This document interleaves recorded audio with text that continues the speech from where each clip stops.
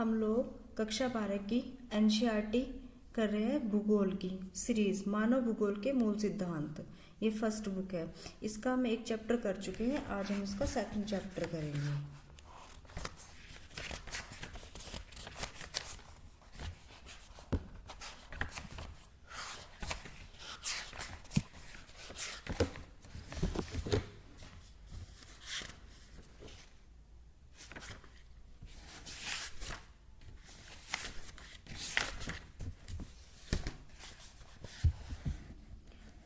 विश्व जनसंख्या वितरण घनत्व और वृद्धि। तो शुरू करते हैं एक डेफिनेशन से जो राल्फ वाल्डो इमर्सन ने दी है कि स्वर्ण से नहीं वरन केवल स्त्री और पुरुषों से एक राष्ट्र मजबूत और महान बनता है। सत्य और सम्मान की खातिर जो डटे और कष्ट झेलते हैं, जो परिश्रम करते हैं जब अन्य निद्रा मग्न होते हैं, जो साहस दिखाते हैं जब अन्य भाग खड़े होते हैं, वही लोग राष्ट्र के स्तंभों की गहरी नींव और आकाश तक उसे ऊंचा उठाते हैं। तो शुरू करते हैं आगे। किसी देश के निवासी ही उसके वास्तविक धन होते हैं। यही लोग वास्तविक संसाधन हैं जो देश के अन्य संसाधनों का उपयोग करते हैं और उसकी नीतियां निर्धारित करते हैं। अतः यह देश की पहचान उसके लोगों से ही होती है। यह जानना आवश्यक है कि किसी देश के में कितनी स्त्रियां और पुरुष हैं, प्रतिवर्ष कितने बच्चे जन्म लेते हैं और कितने लोगों की मृत्यु होती है और कैसे। क्या वे नगरों में रहते हैं अथवा गांव में? क्या वे पढ़ और लिख सकते हैं तथा क्या वे क्या काम करते हैं? यही वे तथ्य हैं जिनके बारे हम इस इकाई में अध्ययन करेंगे। 21वीं शताब्दी के प्रारंभ में विश्व की जनसंख्या 6000 करोड़ से अधिक दर्ज की गई। यहाँ हम जनसंख्या के वितरण और घनत्व के प्रारूपों की चर्चा करेंगे। विश्व की जनसंख्या असमान रूप से वितरित है। एशिया की जनसंख्या, एशिया क्या है? एक महाद्वीप है। क्या है? महाद्वीप। एशिया की जनसंख्या के संबंध में जॉर्ज बी क्रेशी की टिप्पणी है कि एशिया में बहुत अधिक स्थानों पर कम लोग और कम स्थानों पर बहुत अधिक लोग रहते हैं। विश्व के जनसंख्या वितरण प्रारूप के संबंध में यह भी सत्य है। विश्व जनसंख्या वितरण का प्रारूप। जनसंख्या वितरण और घनत्व के प्रारूप हम किसी भी क्षेत्र की जनांकीय विशेषताओं को समझने में मदद करते हैं। जनसंख्या वितरण शब्द का भूपृष्ठ पर लोग किस प्रकार वितरित है इस बात से लगाया जा सकता है, यानी कि किस किस तरीके से वितरित है। मोटे तौर पर विश्व की जनसंख्या का 90% तथा इसके 10% स्थल भाग में निवास करते हैं। विश्व के 10 सर्वाधिक आबाद देशों में विश्व की लगभग 60% जनसंख्या निवास करती है। इन 10 देशों में से 6 एशिया में अवस्थित हैं। एशिया में इन 6 देशों की पहचान करनी है।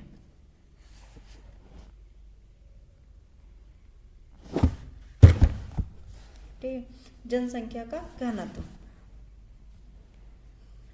भूमि की प्रत्येक इकाई में उस पर रह रहे लोगों के पोषण को सीमित क्षमता होती है। अतः लोगों की संख्या और भूमि के आकार के बीच अनुपात को समझना आवश्यक है। यही अनुपात जनसंख्या का घनत्व है।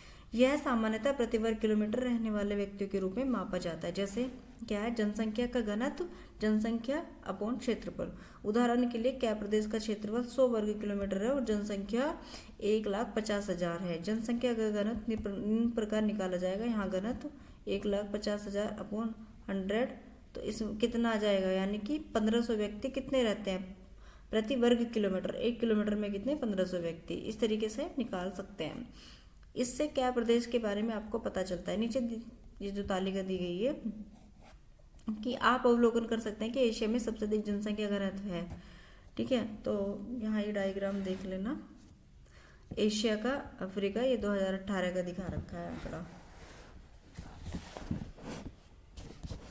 अब देखो यहाँ से जनसंख्या वितरण को प्रभावित करने वाले कारक कौन कौन से? जनसंख्या वितरण को प्रभावित करने वाले कारक। भौगोलिक कारक।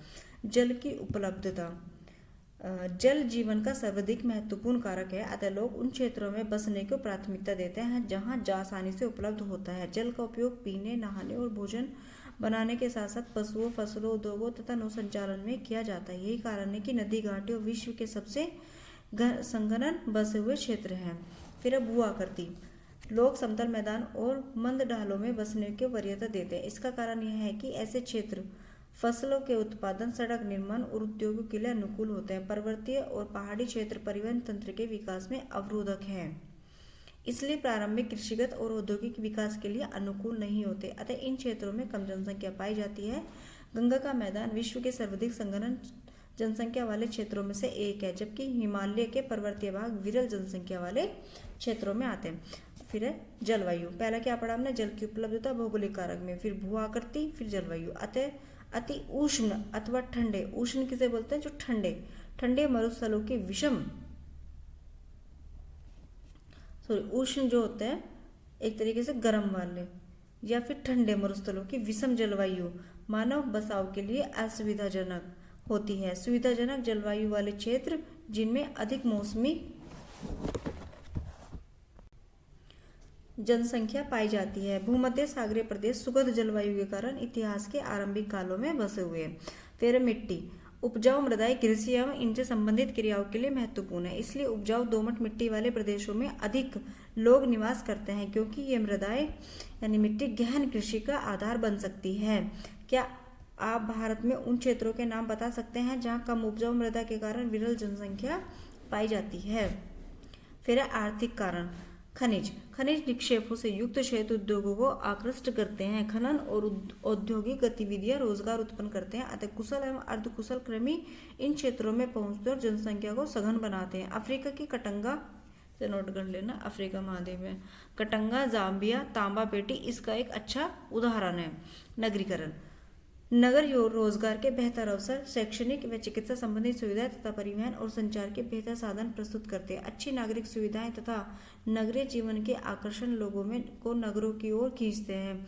इससे ग्रामीण क्षेत्रों से नगरीय क्षेत्रों में प्रवास होता है और नगर आकार में बढ़ जाते हैं। विश्व के विराट नगर प्रतिवर्ष बड़ी जनसंख्या में प्रवासियों को निरंतर आकर्षित करते हैं। फिर औद्योगिकरण।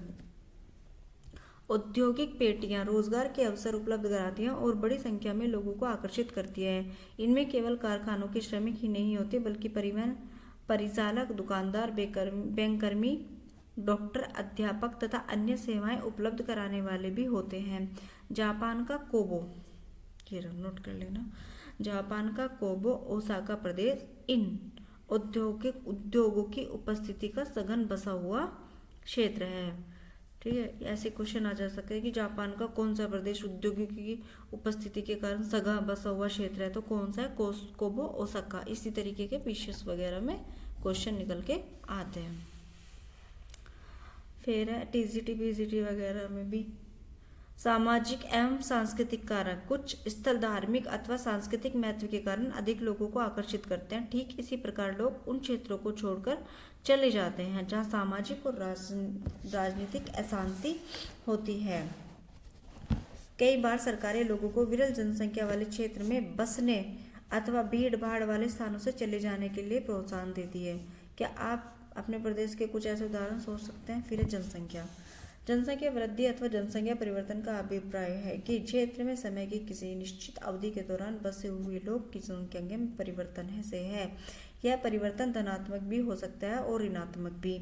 इसे निरपेक्ष संख्या अथवा प्रतिशत के रूप में अभिव्यक्त किया जा सकता है। जनसंख्या परिवर्तन किसी क्षेत्र की आर्थिक प्रगति, सामाजिक उत्थान, ऐतिहासिक और सांस्कृतिक पृष्ठभूमि का महत्वपूर्ण सूचक होता है। जनसंख्या भूगोल की कुछ आधारभूत संकल्पनाएं, जैसे जनसंख्या की वृद्धि, समय के दो अंतरालों के बीच एक क्षेत्र विशेष में होने वाली जनसंख्या में परिवर्तन को जनसंख्या की वृद्धि कहा जाता है। उदाहरण के लिए यदि हम भारत की 2001 की जनसंख्या इतनी थी 102.70 करोड़ को 2011 की जनसंख्या 121 करोड़ से घटाए, तब हम जनसंख्या की वृद्धि कितनी आंकते हैं? 18.15 करोड़ की वास्तविक संख्या का पता चलेगा।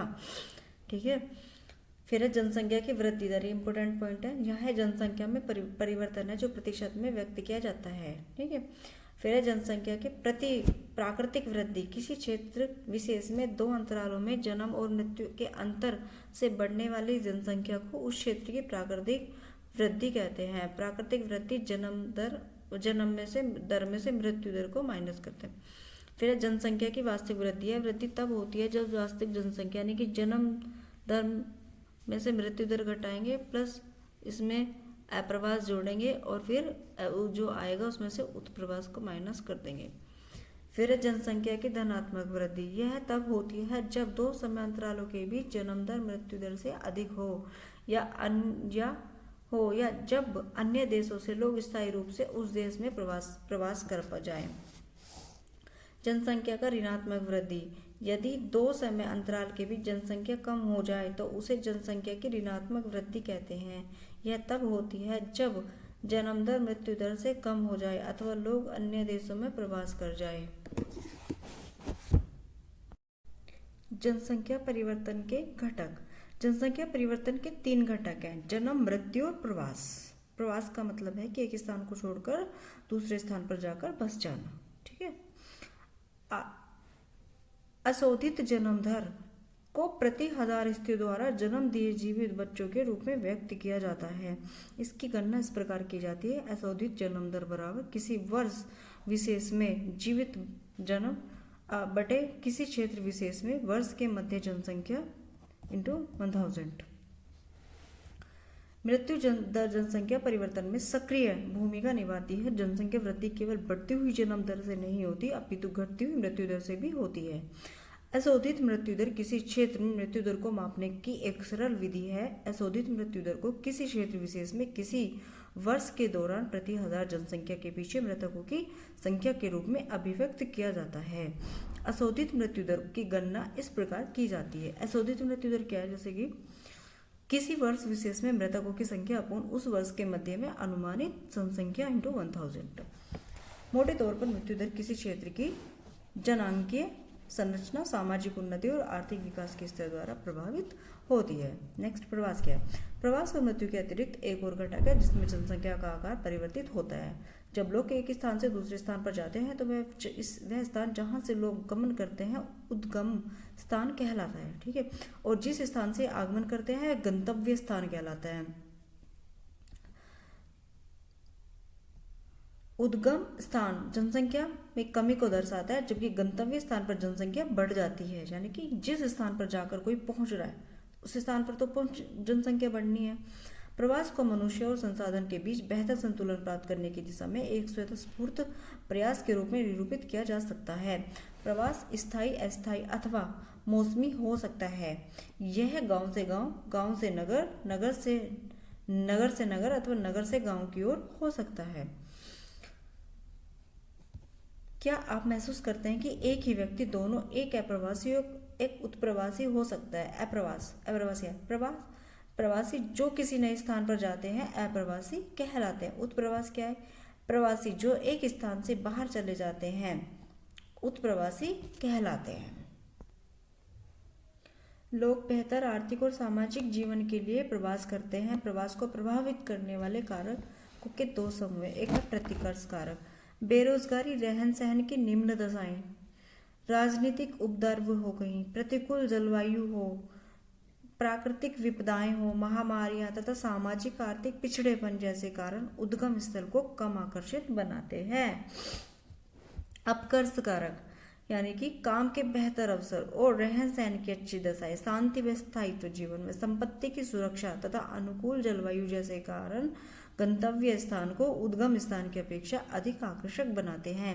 यानी कि जहाँ पर अच्छी दशाएं होंगी, जहाँ पर रोजगार के अच्छे अवसर होंगे, रहन सहन का स्तर उच्च होगा, स्वास्थ्य संबंधी सेवाएं, शिक्षा जैसी सेवाएं अच्छी होंगी, तो वहाँ पर अत्यधिक जाने के चांस होंगे। लेकिन जहाँ पर पिछड़ेपन जैसी सामाजिक और आर्थिक पिछड़ापन होगा, जलवायु हमारे अनुकूल नहीं होगी, विपदाएं बहुत ज़्यादा होंगी, महामारियाँ होंगी और राजनीतिक उपद्रव होंगे, शांति जैसी चीज़ें नहीं होंगी, तो वहाँ पर क्या होगा? प्रतिकर्ष कारक आएगा। फिर है जनसंख्या वृद्धि की प्रवृत्तियाँ। पृथ्वी पर जनसंख्या 700 करोड़ से भी अधिक है। इस आकार तक पहुंचने में जनसंख्या को शताब्दियां लगी हैं। आरंभिक कालों में विश्व की जनसंख्या धीरे धीरे बढ़ी है। विगत कुछ 100 वर्षों के दौरान ही जनसंख्या आश्चर्यजनक दर से बढ़ी है। जैसे बताया गया कि जनसंख्या वृद्धि की कहानी बताता है कि लगभग 12,000 से 8,000 वर्ष पूर्व कृषि के उद्भव व आरंभ के पश्चात जनसंख्या का आकार बहुत छोटा था। मोटे तौर पर 80 लाख ईसा की शताब्दी में जनसंख्या 30 करोड़ से कम थी। 16वीं और 17वीं शताब्दी में बढ़ते विश्व व्यापार की जनसंख्या की तीव्र वृद्धि के लिए मंच तैयार किया। 1750 ईस्वी के आसपास जब औद्योगिक क्रांति का उदय हुआ, विश्व की जनसंख्या 55 करोड़ थी। 18वीं शताब्दी में औद्योगिक क्रांति के पश्चात विश्व जनसंख्या में विस्फोटक वृद्धि हुई। अब तक प्राप्त प्रौद्योगिकी प्रगति ने जन्म दर को घटाने में सहायता की तथा त्वरित जनसंख्या वृद्धि के लिए मंच प्रदान किया। अब विज्ञान व प्रौद्योगिकी ने किस प्रकार जनसंख्या वृद्धि में सहायता की है?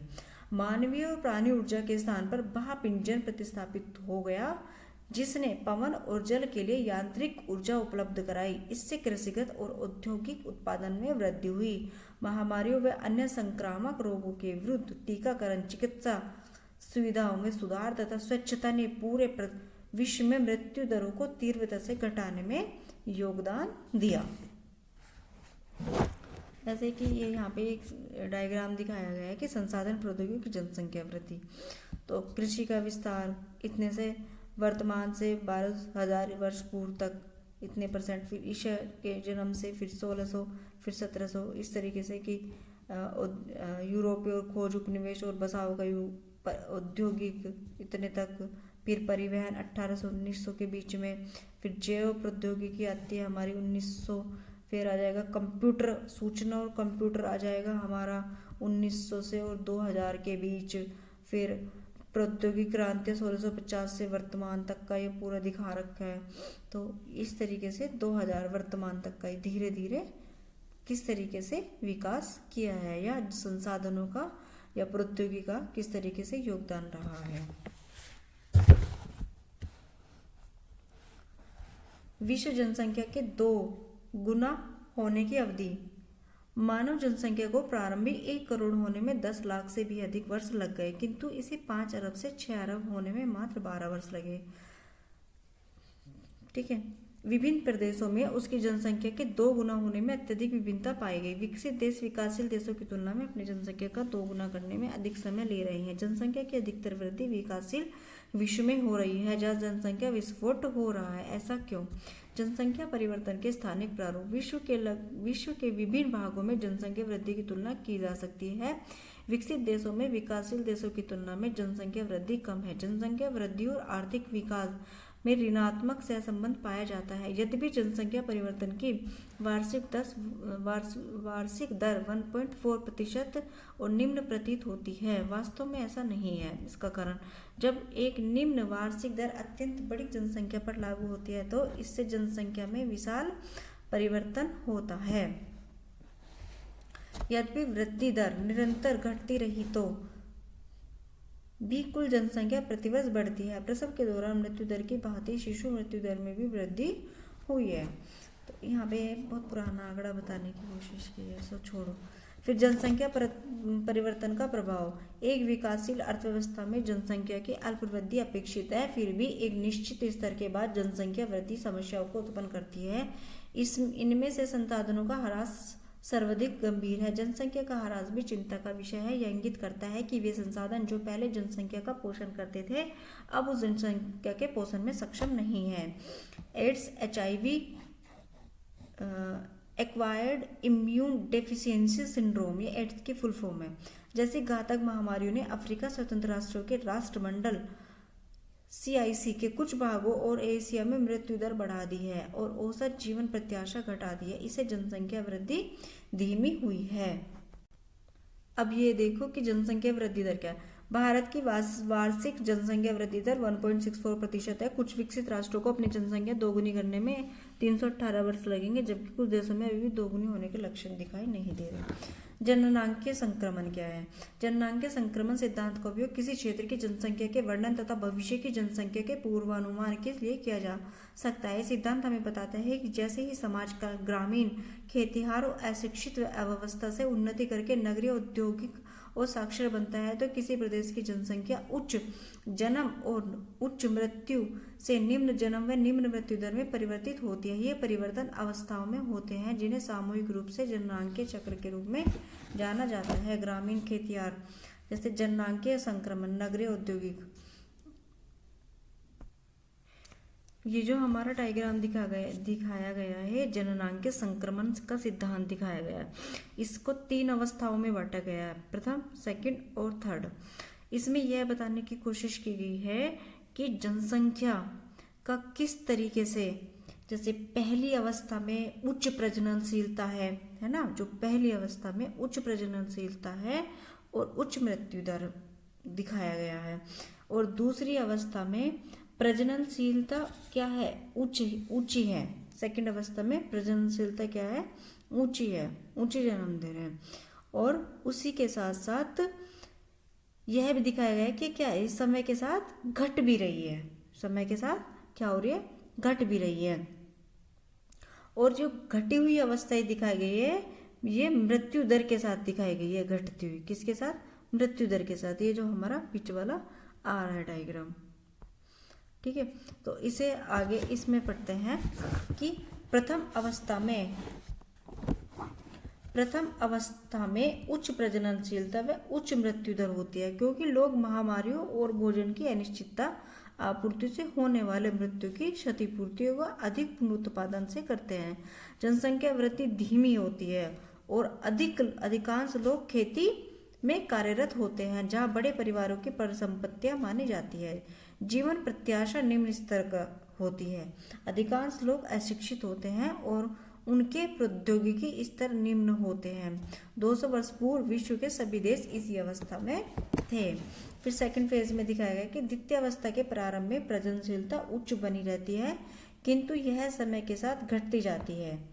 यह अवस्था घटी हुई मृत्यु दर के साथ आती है। स्वास्थ्य संबंधी दशाओं व स्वच्छता में सुधार के साथ मृत्यता में कमी आती है। इस अंतर के कारण जनसंख्या में होने वाला शुद्ध योगदान उच्च होता है, ठीक है। फिर अंतिम अवस्था में प्रजननशीलता और मृत्यु दर दोनों अधिक घटती जाती है। जनसंख्या या तो स्थिर हो जाती है या मंद गति से बढ़ती है। जनसंख्या नगरीय और शिक्षित हो जाती है तथा उसके पास तकनीकी ज्ञान होता है। ऐसी जनसंख्या विचारपूर्वक परिवार के आकार को नियंत्रित करती है। इससे प्रदर्शित होता है कि मनुष्य जाति अत्यधिक नम्य है और अपनी प्रजननशीलता को समायोजित करने की योग्यता रखती है। वर्तमान में विभिन्न देश जनांगीय संक्रमण की विभिन्न अवस्थाओं में हैं। अब जनसंख्या नियंत्रण के उपाय। परिवार नियोजन का काम बच्चों को जन्म को रोकना अथवा उनमें अंतराल रखना। परिवार नियोजन सुविधाएं जनसंख्या वृद्धि को सीमित करने और महिलाओं के स्वास्थ्य को बेहतर बनाने में मुख्य भूमिका निभाती है। प्रचार गर्भ निरोधक की सुगम उपलब्धता। बड़े परिवारों के लिए निरुत्साहक उपाय। कुछ ऐसे प्रावधान हैं जो जनसंख्या नियंत्रण में सहायक हो सकते हैं। थॉमस माल्थस ने अपने सिद्धांत 1798 में कहा था कि लोगों की संख्या खाद्य आपूर्ति की अपेक्षा अधिक तेजी से बढ़ेगी। जनसंख्या में वृद्धि का परिणाम अकाल, बीमारी तथा युद्ध द्वारा इसमें अचानक गिरावट के रूप में सामने आएगा। अभी हमने देखा कि कोरोना टाइम में भी इसी तरीके की भयावह स्थिति हमारे सामने आई थी। कुछ क्वेश्चंस दिए गए हैं। जन्म दर और मृत्यु दर में अंतर स्पष्ट। प्रवास के प्रतिकर्ष कारक और अपकर्ष कारक बताना है, ठीक है। तो मिलते हैं नेक्स्ट वीडियो में 3rd चैप्टर के साथ।